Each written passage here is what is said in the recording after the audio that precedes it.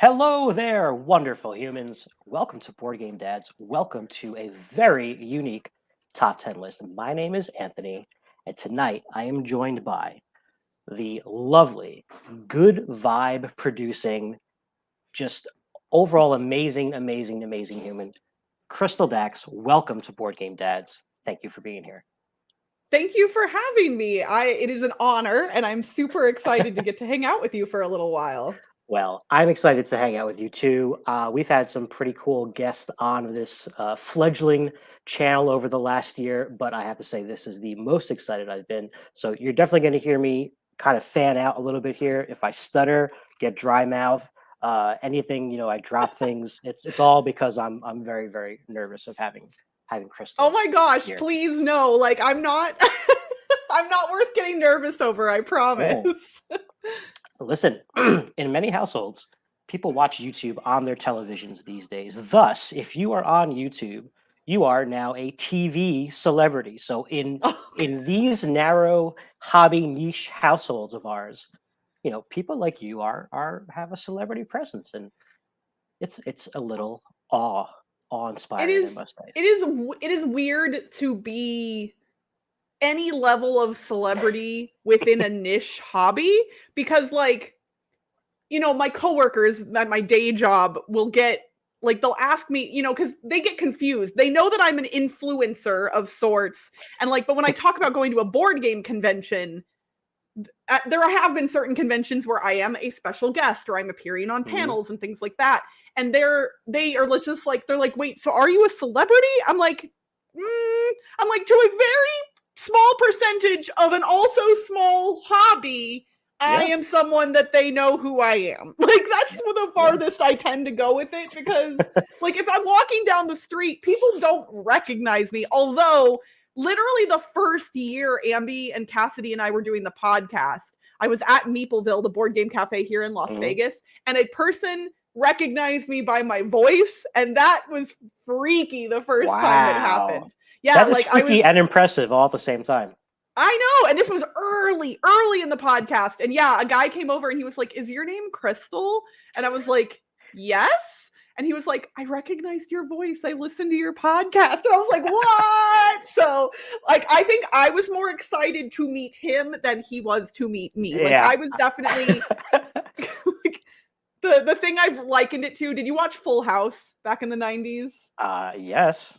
Okay. I mean, I don't want to assume things, Full House is great, but there's an episode where Jesse is touring in Japan because he got famous with that song Forever with Jesse and the Rippers. And at one point, a fan comes up and wants to take a picture, and Jesse gets so excited he scares the fan away. I was like, that's definitely me. That is 100% me. That's awesome. But yeah, it's all relative. So even though it's a narrow little niche, it all kind of makes sense. And folks, if you've never heard of Crystal and the first time that you are viewing her presence and her beauty, then I suggest you follow her on Twitter and all the other social media things. I'll ask her now, but I'll remind you all later. Ambi, where is your podcast available? And tell us really quickly about what that format is like. Yeah, so our podcast can be found generally on any podcatcher. So if you're on iTunes, Spotify, Pocket Casts, Stitcher, any of the usual places, you can find it for sure. But one guaranteed place you can always get it is boardgameblitz.com. We put up the episodes up on our website, and you can play them directly from the website as well. But obviously, we appreciate when people subscribe and rate the show on their podcast providers, because those rating algorithms are nearly impossible to figure out. But generally, if a show is getting multiple ratings and those ratings happen to be good, then they'll show that it's more likely other people will stumble across the show. Right. And then we also actually upload the audio of our podcasts here on YouTube as well. And it's a separate channel from our main channel. We used to put all of the episodes on our main YouTube channel, and Ambi recently broke that off. And so now all of our episodes go to a separate feed. It's I think it's Board Game Blitz podcast. I should know this, but I don't remember offhand. If you search for Board Game Blitz on YouTube, I'm sure both of our channels will come up. But if you're looking specifically to listen to the podcast through YouTube, you can do that as well. Awesome. Yeah, I highly encourage folks at home who might be listening to this to check out that podcast. I've mentioned to other guests before how hard it is to be a content creator and also consume all of the people's content who you like. And it gets very difficult, and sometimes you can't do it all. And so, to your point, your podcast, Board Game Blitz, is specifically designed to be shorter because you have not that much time, right? So you're about 30 minutes per episode for the most part, give or take, with some special stuff every now and then. Yep. And I Yeah, should that's say, good. go ahead. I should say, last year about this time, well, a little bit later about Mother's Day on the Board Game Dad's channel, we did a special Board Game Moms takeover, and Ambi was actually a guest on that, where we talked about some games that you can play in 30 minutes or less because of life. Yeah. So there's that. I But mean, there are today's top plenty 10 of list board game is, podcasts that last 3 hours. We did not want to oh add yeah, to that, like that's not our jam. yeah, no, it's if you're gonna need to go on a road trip to listen to an entire episode of something, unless it's like an entire book read by Eric Summer or something like that, perhaps. But no, podcasts, shorten them up. Now, today's top 10 list is not a top 10 board games. However, I would really argue that it is board game adjacent. I think there's probably a lot of crossover in the community of fans of the Wordle games and fans of board games in general. So, Crystal, before we get into our actual picks here, you have a little bit of a background on what this Wordle thing is and kind of how it started. Yeah. So, for those of you who avoid the internet at all costs, in which case I'm not quite sure how you stumbled onto YouTube only, but Wordle is a word game that became kind of known or popularized in late fall or winter of this past year and has grown since. And I would probably ebbed and flowed, really. There's a guy named Josh Wardle with an A who designed it for his partner. He basically, his partner really liked word games, and so he decided to design a game for her. And he did some iterating, and like originally it was included all of the words, and that made it way too difficult. And so then I think I read at one point that he actually like created a list of words and gave them to his partner and was like, tell me which words you know and which ones you don't. And so Oh she wow. would mark them, and then he modified his word list based on words that she knew and didn't know. Huh. Obviously, then he sold the game to the New York Times after it became popular, which, like, good for you, Josh. Get that cash from the New York Times. Yeah, man. I like a lot of other people, I wasn't happy that the New York Times acquired it, but I'm happy for Josh. Because, when anytime a big company buys a small thing, it just kind of Oh yeah. makes you a little bit sad, right? Like, this is, and so far, I will admit, New York Times has not put it behind a paywall, as they promised they wouldn't, at least right away. Mm-hmm. And so, but I do see a lot less people posting about Wordle on a daily basis than before the New York Times acquisition. I don't know Yeah. if that's just because people got tired of it or if the New York Times thing had to do with it. I know for me personally, I was posting my Wordle grids every day for a while. And then I personally just realized at a certain point that I was like, I don't want to fill my Twitter with this anymore. And I have I'm part of a Slack channel with some friends where we have a dedicated channel to all of these Wordle games. And so every day there's a thread for each game. And if I play that game that day, I can go post my results there and we can chat about them. So I still have an Nice. outlet for that. There you go. There you go. Yeah, there was a time when everybody's feed was kind of clogged up with these yellow and green squares, and Yeah. you either hate it at this point or you're okay with it. And if you don't like it, you're probably not watching this. So Yeah. there's that. And I But how think I cool is was it one that of the the name is earlier Wardle? adopters. I don't know. I know, right? Isn't that great? That's awesome. All right. So let's get into the nitty gritty here. Our top 10 Wordle variants. So some of these are still word games. Some of them are a little bit of a step to the left or right, but they're all pretty much the same in that you have X amount of guesses to get some correct answer. Crystal, I'm going to let you start off with your number 10. Okay, so my number 10 is I warned you about this in advance, Anthony, but I will tell the viewers it is one of 2 games on my list which I technically have never beaten. So that seems like a cheat, but I like the concept of it even if I'm bad at it, and that is Redactyl. Okay, so this is new for you. Do you know this one? This is new for me. So before we started, I said to Crystal, I was like, I'm curious, A, how many crossovers we're going to have. But I think more than that, there's going to be some on your list that I've never heard of before. And here we go with the first one. So what is Redactyl? Redactyl is ridiculous. It takes a Wikipedia entry and it redacts almost all of it, aside from, like conjunctions and other very nondescript words. And then you guess as many times as you want. And if a word appears in the Wikipedia article, it will unredact it and show you how many times it appears in the article numerically. Wow. Okay. And eventually the goal is to figure out what the Wikipedia topic, what the page is. And Wow.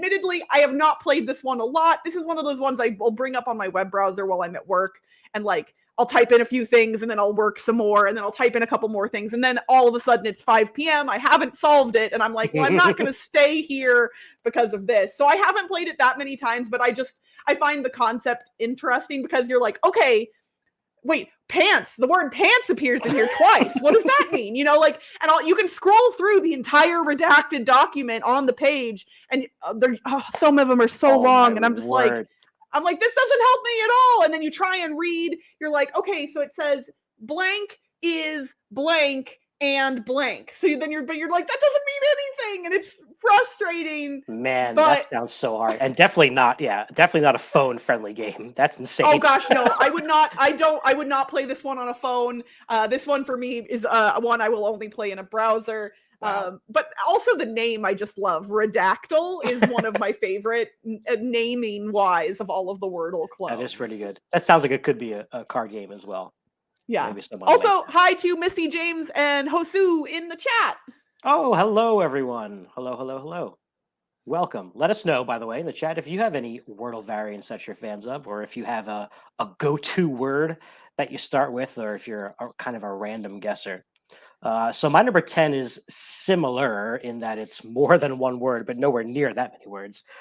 This one is called phrasal. So this is a phrase, but it's, so it sort of looks like it's a Wheel of Fortune type thing, which I like.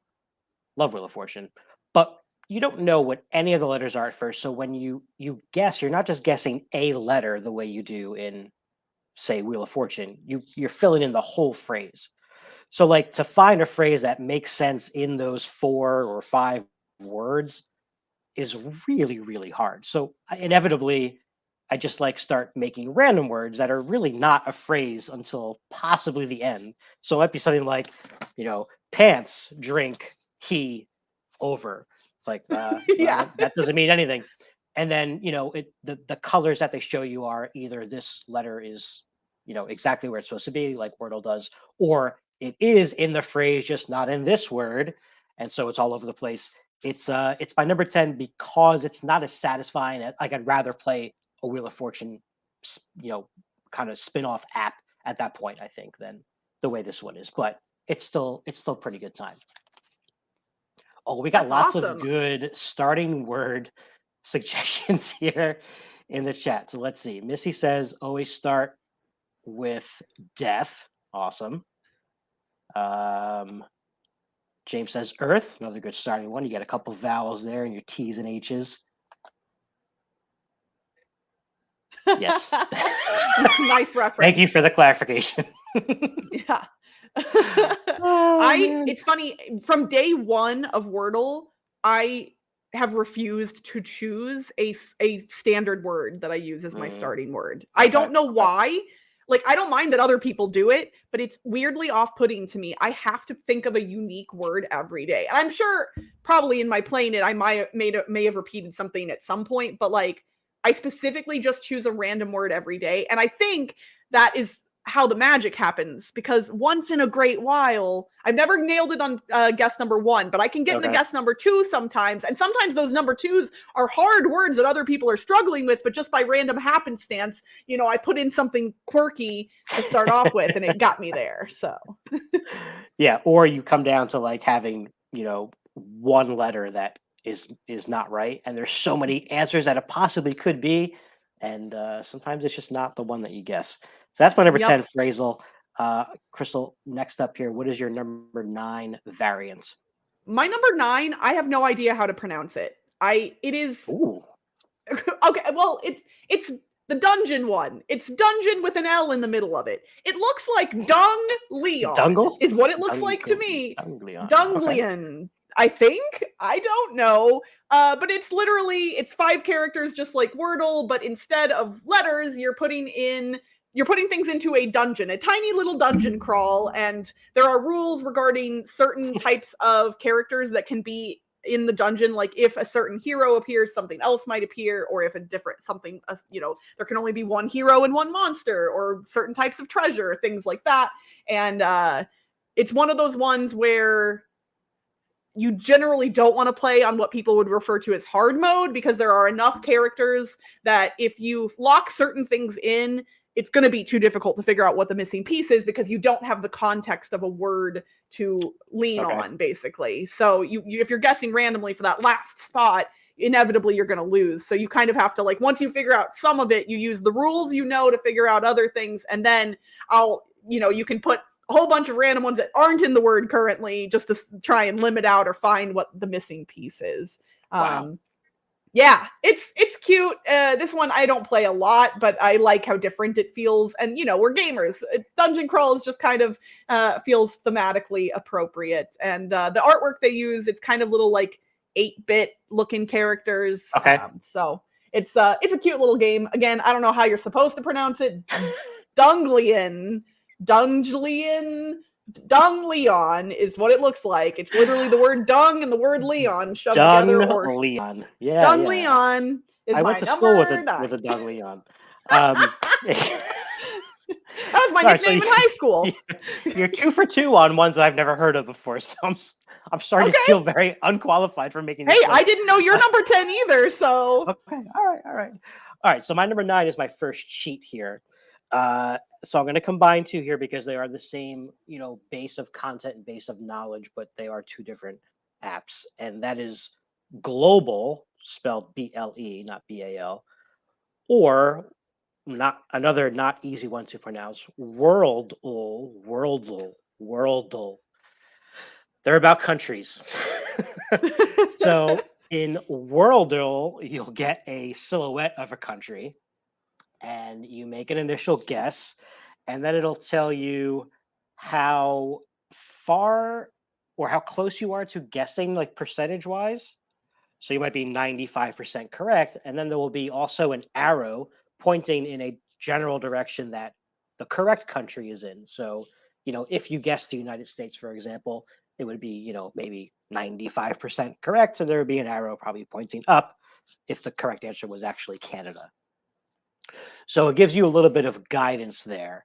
I combine them because I don't love geography, but I'm very fascinated by geography. Like I wish I was like a geography buff. I think that would be a cool thing to be. So I think I'm playing these to more kind of like hone my geography skills a little bit. So I kind of play them both together. The other one, Global, is better looking because it's an actual like 3D globe that you're going to navigate around. And when you guess a country, it'll show you that country in a color, and it's like a hot or cold scale. So if you're really close, it's going to be like bright red.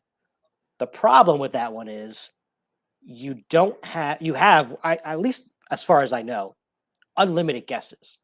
So at some point it's like, okay, I don't know what this is. I'd rather almost just lose and try again tomorrow than just like, endlessly guessing these countries. So, inevitably I go to like Google Maps and I'm like, okay, it could be this one. I don't feel like I'm cheating because it's still like, Yeah. it's kind of this way, it's kind of that way. And then eventually I find it.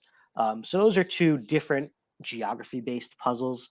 I like them both, but they're both lacking in kind of one area. So I cheated and put them together. That's I don't think that's a global. cheat. And also, like the idea of cheating, both within our list and within those games, there is no like it's not a cheat if the only person that you're affecting is yourself, right? Like if somebody goes to one of the many websites that have popped up that will help you solve the daily Wordle, for instance, like if somebody wants to do that, more power to them. Like for me, I get joy out of solving the puzzle by myself.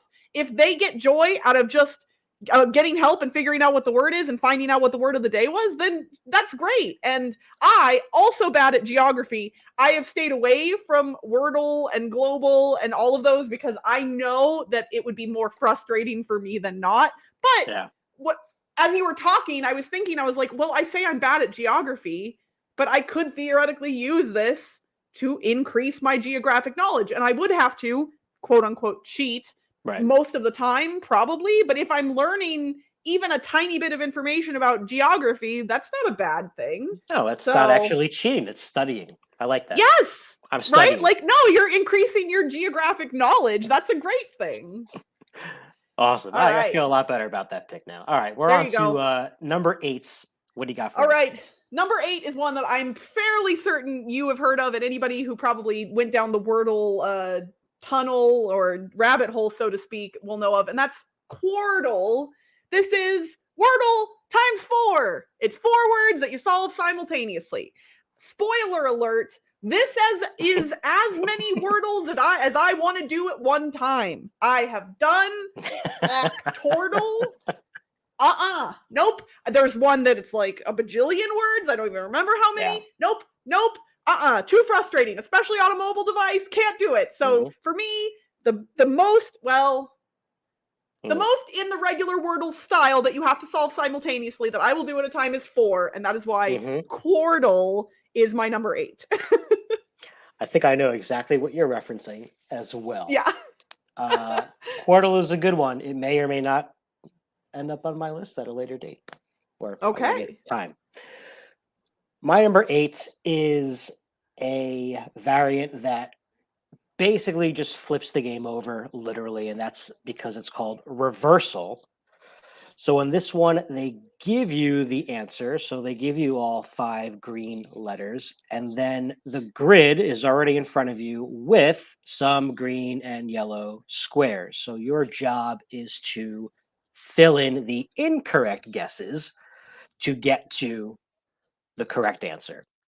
Interesting. It is interesting. It's lower on my list because it's fun. Obviously, I wouldn't put on a list if I didn't enjoy it. But because you're doing that reverse thing, there are many times where you can, again, kind of cheat. Because if you guess a letter that you know is yellow, for instance, and it's going to be yellow again in a couple of guesses, and you can use it again. So you don't have to be as strategic about your guesses. Like there's a little bit of room to kind of like, I'll use that one again. I'll use that one again. Use that one again. There's multiple ways to get it right, I guess is kind of what I'm saying, which is fine, but less. I feel like it's less satisfying than some of the other games that are a little bit higher because of that. Okay. But it's a cool concept, and it was bound to happen. And my screen is blank. I don't know why. Oh gosh. Yeah, your video froze on my end. Can you still hear me? I can hear you, actually. Okay. Well, that's good. Yeah, you're on YouTube. Your video is frozen in a very flattering pose, like YouTube always does, clearly. So, but I'm still moving over on YouTube. Can you hear me still? Can the chat hear me still? That is also an interest. Can hear you both, but video is froze. Okay. Well, my video doesn't appear to be frozen on YouTube. I'm still moving. But I've lost Anthony. And yes, it is very flattering, right? Honestly, truthfully, that's pretty good as far as YouTube is concerned. So I'm now hosting the show. I've officially taken over Board Game Dads. So let's see. Yep. It's just me. Welcome to Board Game Dads. I am the dad of this plush unicorn. That's what I am a dad of, is this unicorn. Yeah, he cannot hear me probably. Can you all hear him?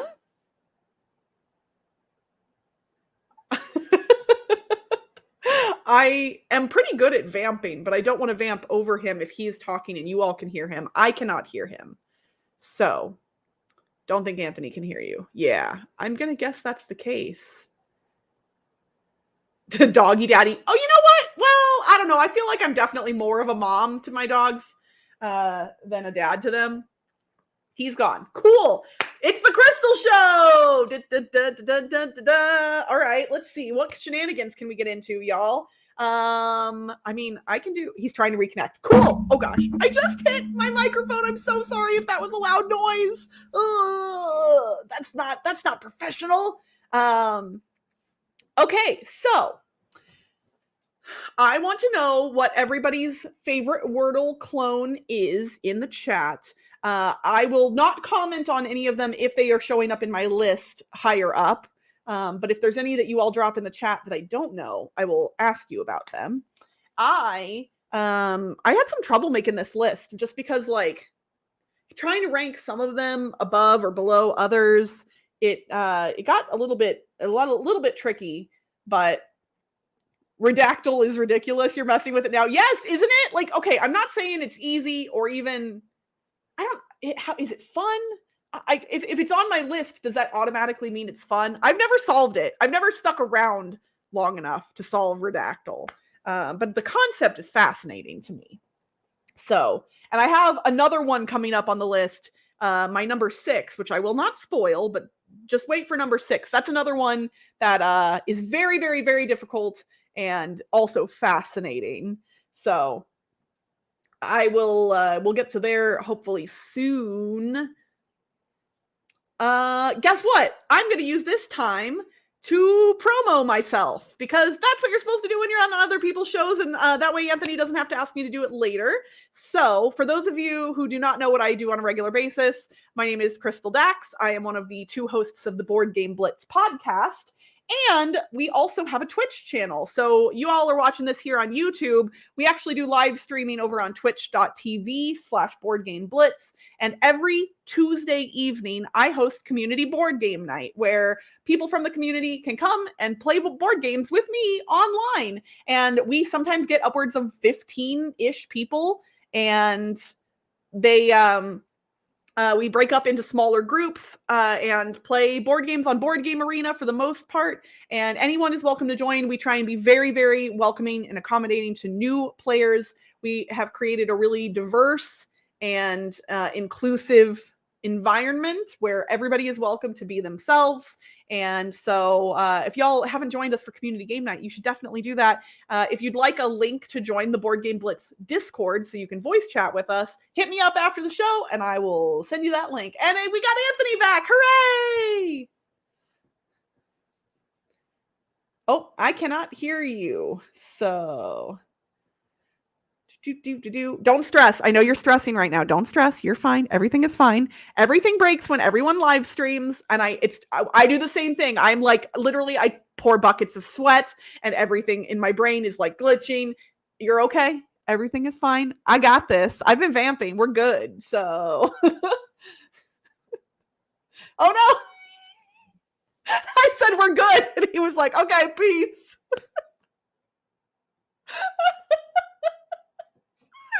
Oh, goodness.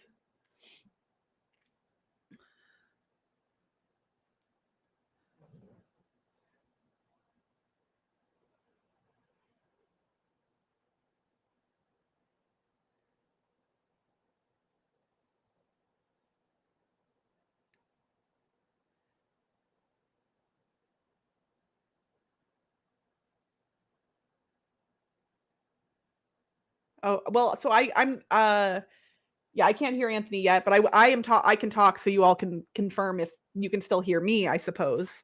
Ooh, I thought I almost heard something when you moved the mic, but then nothing. Weird.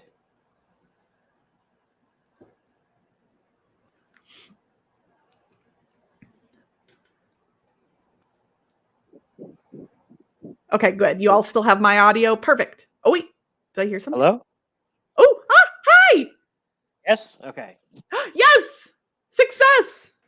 Ah, And now back to our regularly scheduled top 10 list. for the record, every time I had a question for Crystal, I was like, hey, you think we should do this or we should do this? Or what about this or what about this? And she was like, whatever you prefer. But when I was like, do you want to do a live stream or pre-recorded? She was like, definitely live stream. And I was like, okay, I feel a little less confident about that, but whatever. And there you go. My computer just decided to turn off for some reason. So I hope it wasn't too annoying. And thanks for No. carrying the broadcast. No, we were totally fine. And this, I'm telling you, this is where I thrive, is in the chaos and mayhem of a live stream. So, where were we? Where Anyway? were we at? Did you do your number 8? My number 8 was reversal. Yes. Okay, so then it's my number 7. There you go. Well, my number 7 also super not exciting because it backs up from the quartal of number 8 and brings us into the dordle of number 7. 2 wordles at the same time. This one, especially, I think this is one of the first variants that I was introduced to, and it really struck me for that reason. Like, I was like, oh, this is interesting and also doable.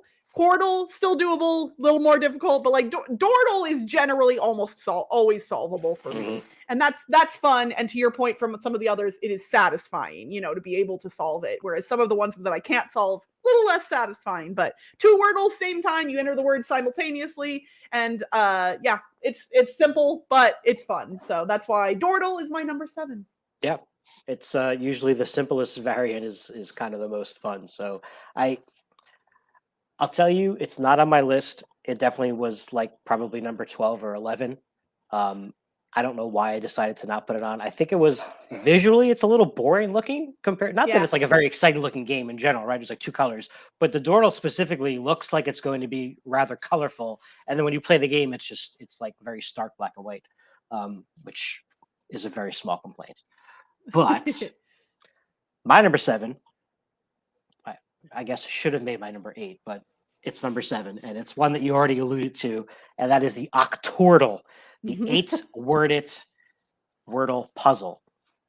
It's definitely a little crazy. My one dig on it is that even on the mobile device, you really have to scroll to see all of your puzzles, and because the boxes are the same exact shape and orientation as the keyboard, sometimes it's very hard to tell where your keyboard is stopping and where the puzzle is starting. But the good thing about that is the more guesses you make, you have more of a chance of accidentally getting the kind of a word right or getting most of one of the words right. You'll often get in situations where one of the 8 is like, oh, you have them all yellow, so you have all the right letters, not in the right order. And that kind of makes it a little easier to get the word finally, because now you're kind of doing like an unscramble of sorts. So it's kind of cool there. But yeah, it's a little bit of an annoying process to kind of scroll with the Octordle. I'll give you that. What's funny is I don't think I had actually made the connection as to why, when it got this big, I stopped, or I started disliking them a little bit more. And I think it is because I tend to not be great at anagrams. So therefore, the extra information you learn from something like Octordle, like to your point, let's say you know all 5 letters. I sometimes struggle when I know more.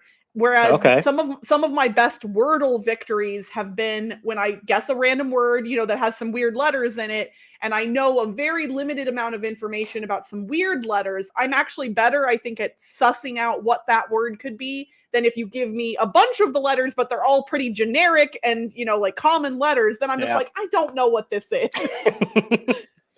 That's fair. That's fair. Yeah, it is kind of a whole nother puzzle involved there. So we have a request here for some redemption bunny ears. Thank you, James, for that redemption. This is what happens on my Twitch channel when somebody redeems points for bunny ears. There you go. Is I put on the bunny ears and I flippity flap them. So we'll bunny ear it up for a little bit. Another historic moments here on Board Game Dads.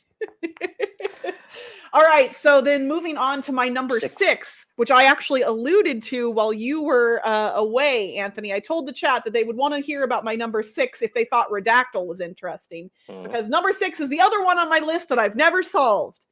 I've gotten close, but I've never actually beaten Semantle. Semantle is a game where you are trying to guess a word, and every word you guess, it tells you how close the meaning of the word you typed in is to the meaning of the word you're trying to guess. And it will always give you a couple of touch points. It'll tell you the score of like the 1,000th word away from your word, like what that score is, and it'll give you a rating for every word you put in.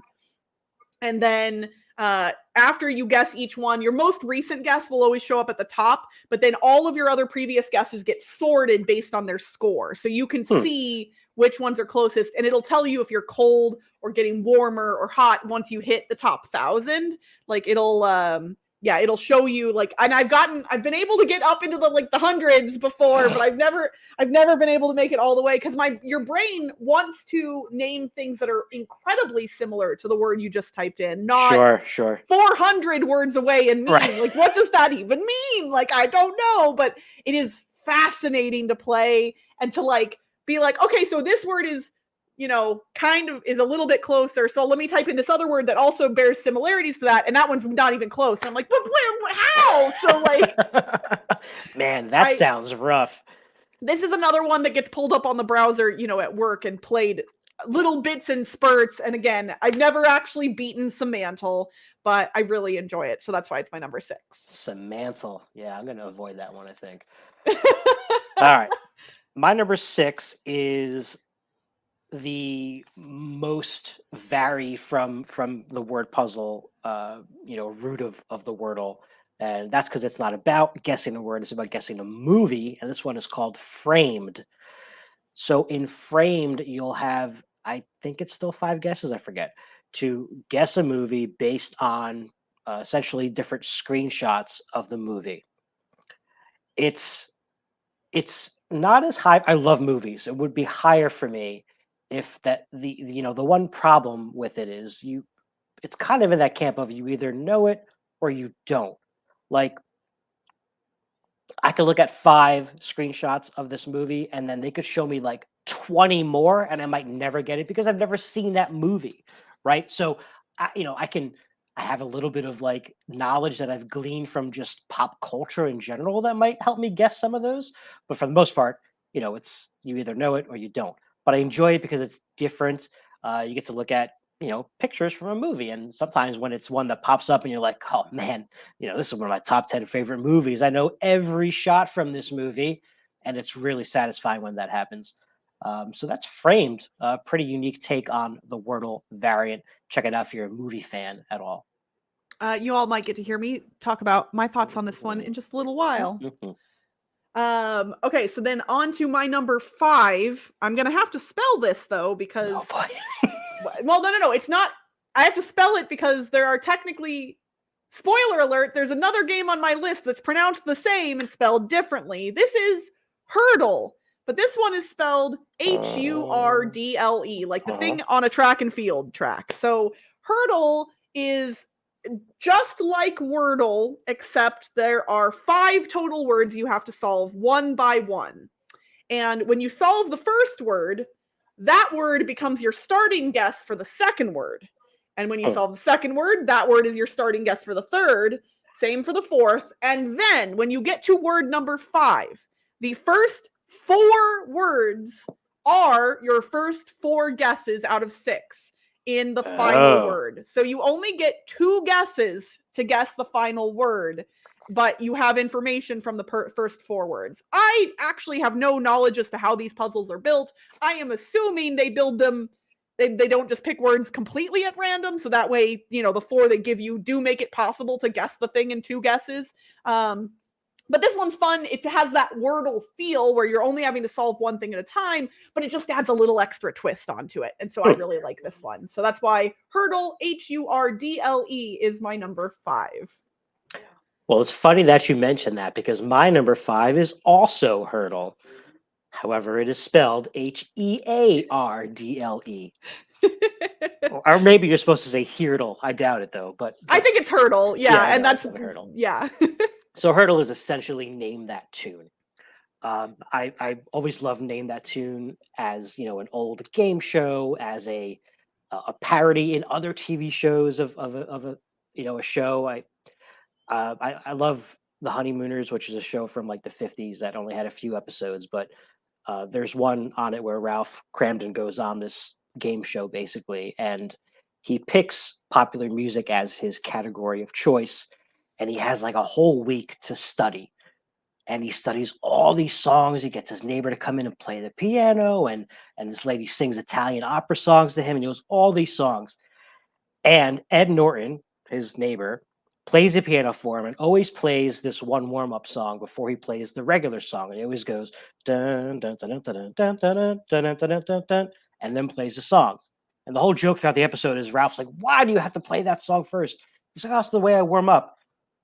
He goes on the game show, and that's the tune that they play for him to guess as his first question. Oh, And he has no. no clue what the song is.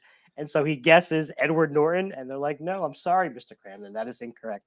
So, long story short, Hurdle is named that tune. Similar camp to Framed. You kind of either know it or you don't.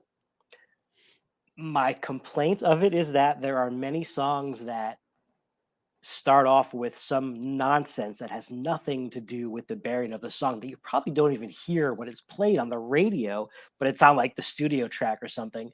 And it's the first guess, the first two guesses sometimes, or some random audio that's not music. And you're like, this does not help me. It's footsteps. I don't know what song starts with footsteps. And then you get to the end, it's like Spice Girls. You're like, what? So it's definitely entertaining. It's probably the one that my wife and I kind of like banter about the most. Like we talk about Wordle a lot, but we talk about Hurdle also. And it's it's fun, but it's tricky and it can be very frustrating. There's a lot of times where I have no clue what the song is and I just start typing in random letters, and sometimes I get it right. So there's that. Hurdle. Awesome. Yeah. You might get to hear my thoughts about that one in a little bit as well. All right, my number 4. Neither one of us have named yet. That is Absurdle. In Absurdle, there is no set word. You are playing against the computer AI, and the word changes after every time you guess. The computer is trying to narrow down the list of words to make it so your guesses are as bad as possible. But eventually, when you use common letters, the computer is going to have to narrow it down to and actually give you some stuff, and then eventually you get to the word. It's absurd, and that's why the name is what it is. But I enjoy this one. I think it's interesting trying to get the AI to give you information as soon as possible and to try and get the word in as few guesses as possible. So yeah, that's why my number 4 is Absurdle. That's absurd. It sounds like I know Evil Wordle is a thing. I think that's a similar premise where they probably give you the wrong answer, or like your first guess is always wrong and then it might be right because they changed the word. I don't have patience for that. My number 4, and when you said your previous pick and you said Hurdle, I kind of thought this was the one you were about to talk about, and that's because it's called Word Hurdle, although it used to be called Wordle 2. So I think it was the first spin-off that I saw, and that's just because it's 6 letters instead of 5. Okay. And so they had to, I guess, change the name from Wordle 2 to something else, and they called it Word Hurdle. The colors are a little bit different, but other than that, it is exactly the same game, just with 6 letters instead of 5, which actually changes the guessing game like pretty significantly. It's surprisingly a lot harder to come up with words that are 6 letter. Like I guess because I play Wordle so much, and I'm trying to get 6, and I'm like, oh, it's only 5. Nope, that's only 5. Can I add an S to that word and make it 6? So another very simple variant, like if you play Wordle regularly, you might as well just jump on Word Hurdle, Wordle 2, and just get another guess in there for a 6-letter word. That's my number 4. Awesome. Top My 3. number 3 is one that you already mentioned, and that is Framed, the movie one. I agree with your point that it is often a you know it or you don't. But I will say there have been instances. This is one that I have been playing somewhat regularly.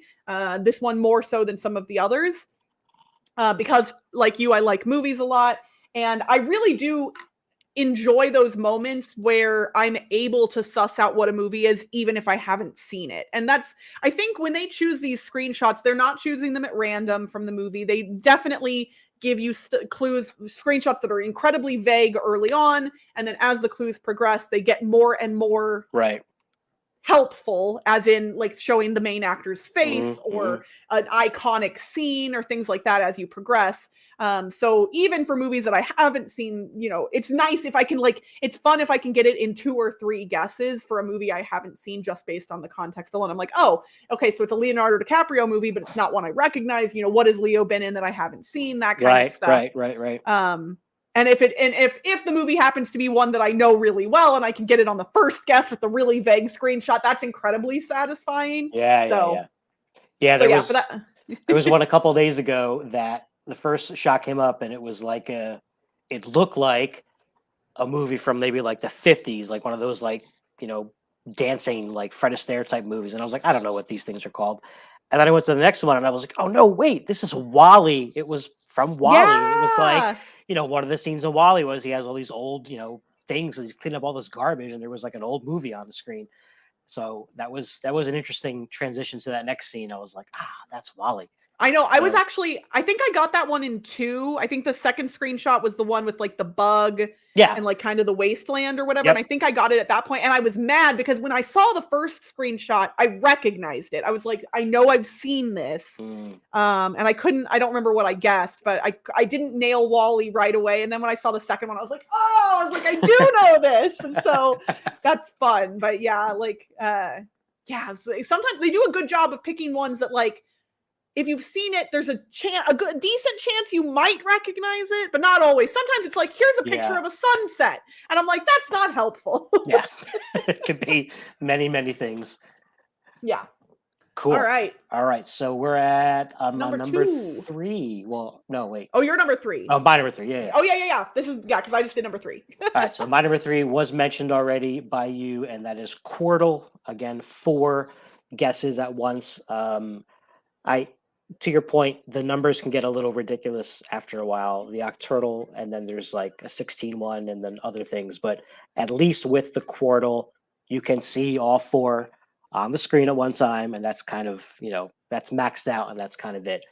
I find that one really challenging, to be honest. I think I probably have a much lower success rate in that game than some of the other ones. And for that reason, I feel a lot better about myself. Like when I win that one, I'm like, yeah, I got the, it's like I win Wordle, I'm like, yeah, okay, I figured that out. But I win this one, I'm like, yeah. And then, another one that my wife and I will talk about often, be like, did you Quirtle today? No, I didn't. I only got 3. Or did you hurdle today? Did you? But that's it. All right, number 2. Number 2. So now we're going back to the other hurdle that you already discussed, the HEARDLE. I love music. I love music a lot. And the name that tune style of this, like, I am one of those people that, like, if I go to a trivia night and they have a music round, I tend to be very good at those. I tend to be able to remember artists fairly well. And there was one trivia night here in Vegas that I used to frequent a lot that actually did we're going to play just like 1 second of the audio of a song from the beginning, and you have to tell us what it is. And I was pretty good at that. So I tend to be pretty decent at hurdle. And again, kind of similar to Framed for me, I actually like when I can suss out parts of it, even if I don't know the answer. So usually the first second, nothing. But what's neat about this puzzle that you didn't mention is you, unlike Name That Tune, where it's based solely on the number of seconds and it only adds 1 at a time, in this game, you go from 1 second and then it adds 2, and then it adds like 3, 4. And so each time you guess or get it wrong, you're not just getting a teeny bit more, you're getting a decent, like more and more and more and more. Right. And I can sometimes figure out what the band is before I know the song. So like, I'll be like, okay, I know the sound of this group. And so I can guess something by that band, and it might just be the wrong one. I think I got really frustrated one day. I think there was a Lil Nas X song, but it wasn't Montero. It was one of his others. And I just, for whatever reason, I could not remember what the name of the song was. And I was just like, oh, so I like was just searching for Lil Nas X. And I'm like, what's in here? And yeah, it was one of his others. But I love music. So this one for me is one of the most fun. Although admittedly, I can't play this one at work because I can't play the music. I guess I could play it with my headphones, but this is one that I really enjoy. So Hurdle, Heardle, my number 2. There you go. You heard. All right, my number 2 is one that I learned from you actually, and it is it's really moved up the list for me. It's one that I try to play every day, and that is Squirtle. So Squirtle has, let me get this right now, 1, 2, 3, 6 words, right? And it's in a square shape with one in the middle, one going across. And when you make your guess, you're actually guessing 2 words at once, like the one going down column and one going across. It's kind of like a crossword puzzle. And it can definitely be a little overwhelming. It took me a long time to get used to it. There's a lot of colors going on, a lot of little arrows going on, and it's definitely here's my wife now venting her frustration about Squirtle. She's like, I just don't get it. It's tough because it'll show you, say, a letter that maybe is not in the vertical orientation of the word, but could be in a column to the left or right of it, and vice versa. It could be in a row up or down. So there's a lot of guesswork, but it's a lot of thinking in this one for sure. I think that's why I enjoy it.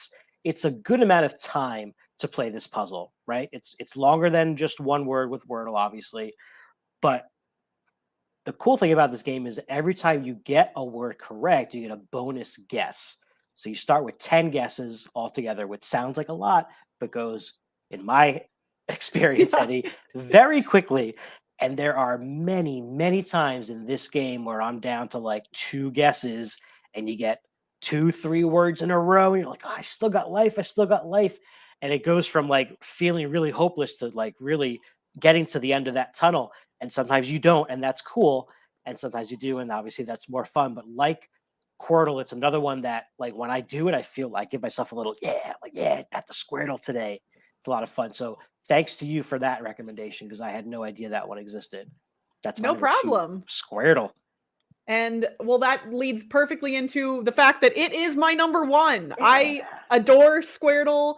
And it's, to me, this one, I like word games and I like puzzles. And this one feels more puzzly than some of the other Wordle variants, especially. This one is not just about, do you know words, but like, can you take the information that you've been given and figure out where it goes and why? Right. Those arrows pointing you to, where letters could exist and things like that can be both really helpful and at times really frustrating, especially like, there are certain columns and rows that only have a couple letters in them. And so if you get like a yellow with an arrow, you're like, oh, one of those 2 letters is a Y. Okay, so which one could it be? And all of that.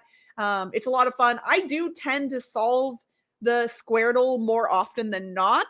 But I often like have to take time, kind of take myself away from it. Like I'll get part of the way done and then I will kind of get stuck mentally and have to take a break, and coming back to it like a little bit later with fresh eyes tends to help. But it is definitely for me the most satisfying.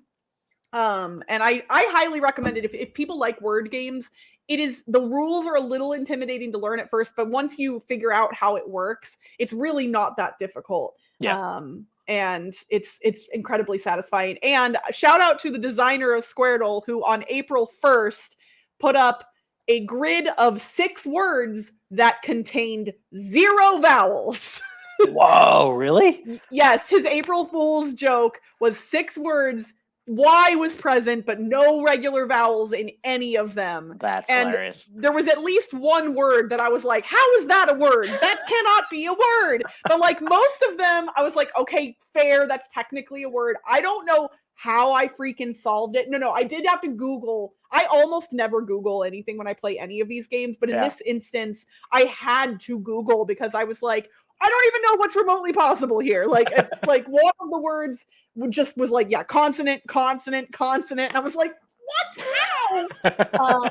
You should look up. See, I'm sure someone screenshotted that puzzle. You should look it up. It's fascinating. And it was neat. After I solved it, a message popped up from the designer that said, happy April Fool's Day. I promise I won't do this to you again. But like, I just had to. And so that to me is not necessarily the reason I love Squirtle, but it kind of highlights what I love about this whole phenomenon. Because a lot of people, when Wordle got popular, there were a lot of people on Twitter who were just like, oh, chill it with the yellow and green boxes, everybody. Like, I don't want to see this. But yeah, like, they were muting it in their conversations because they were tired of seeing it. So and I don't begrudge people who were annoyed by it. Like, that's not what I'm saying. But I think when these types of things kind of blow up, it inspires creativity in others, right?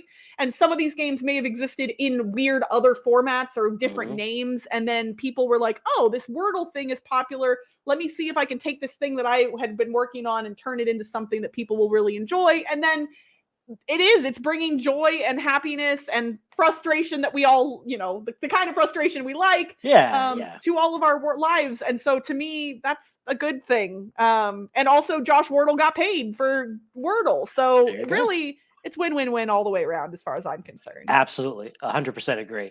And, I'm not going to belabor my number one too much because it is, for me, it's OG Wordle for all the things that you just said, like, and mainly this list that we're talking about now wouldn't probably exist without that. So, to your point, these other games may have been someone's that they developed already, and like maybe a few people knew about it, but the spotlight definitely got shown on them because of the original game. So my number one is straight up Wordle. If that was a disappointment to you, I can certainly tell you some others that didn't quite make my list.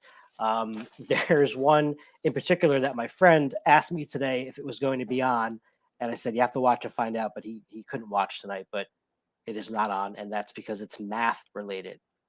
So thumbs down for math. Numberl. I don't even know how you say it. There's a few math related ones now, I think. I don't dabble in the math ones. I know my strengths and weaknesses, and I was an English major for a reason. There you go. A couple other ones I didn't mention. There is some, curse word variations of this game, like Loodle and Sweardle, and it's like, it's like having the equivalent of a popular board game and they come out with the after dark version of it, like code names where the words are things like melons, and you're like, okay, so it's like it could be so many words, and it's almost harder to think of like specifically those types of words. So that's why those didn't make my list. And the only other one I had on here that I kind of considered, which I thought is just really funny, and that's Knuckle, which is just a Canadian Wordle puzzle. So it's still 5 letters. The colors are different, but for that one, I would be like maple. Syrup. Maple is my first guess every time. For that game, it's just maple every time. And the cool thing about that one is it gives you, once you solve it, it gives you a little bit of a fun fact about why they chose that word, right? But again, it could be anything like river. Oh, did you know Canada has, X amount of rivers, blah, blah, blah. So it's like, it's funny that it's just a Canadian thing, but it's really just like the regular game. Did you have any others that kind of didn't make a top 10 at the very last second or shortlisted? Yeah, similar to you, the ones that kind of like take a specific grouping of words and then form puzzles out of that. I mean, technically that's what the original Wordle was, right? Because he narrowed his list down based on his partner's knowledge of words. But sometimes within a specific fandom, it's actually surprisingly hard to figure out a word. I've found like there's a Star Wars one that actually includes numbers on the keyboard because of droids. I don't want to play that. And I feel like I know some Star Wars stuff, but like you know that they have to dip into obscure stuff almost immediately, because if all of the things were common, like really commonly known characters, the game wouldn't be fun for like hardcore Star Wars nerds. Right. I had Loodle on my short list because it's amusing. It's like, oh, I'm gonna type in boobs and see what happens, you know, like. But one that I do like of the grouping ones, I think my favorite is actually Queerdle, which is words related to the LGBTQ community, which I'm part of. So I think that one's neat. But generally, those, even that one, like, they're hard. They're hard, and I don't like. It almost makes me. Those games make me feel unintelligent in a different way than the regular ones do. If I don't happen to figure out the regular Wordle, that doesn't make me feel unintelligent. It makes me feel like a bad puzzle solver, right? Whereas like if I can't figure out a word that exists in a fandom that I love, like that, I'm just like, oh man, I should have known that, you know, like, which doesn't, it's not necessarily the case, but that's how it makes me feel. Yeah, you feel like you're less of a fan in that particular area because of that. Yeah. Although now I'm wondering if someone has created a Star Trek one that I'm unaware of, because if that does exist, I kind of want to play it. Yeah. I think you should get on that. Mm-hmm. Somebody in the chat was asking which version is a good intro to include with their tweenagers.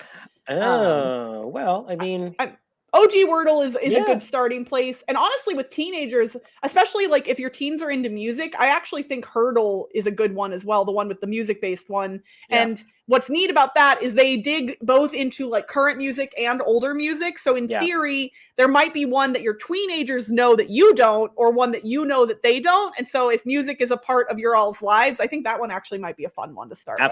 Absolutely. And most of the time, I think they play the whole song after you're done guessing. Or, well, they play like, I don't know if they play the whole song. Maybe they do. They play a large chunk of it for sure. Yeah. It depends. I think the one thing that I think limits that game is that it's obviously not every song in the entire universe, right?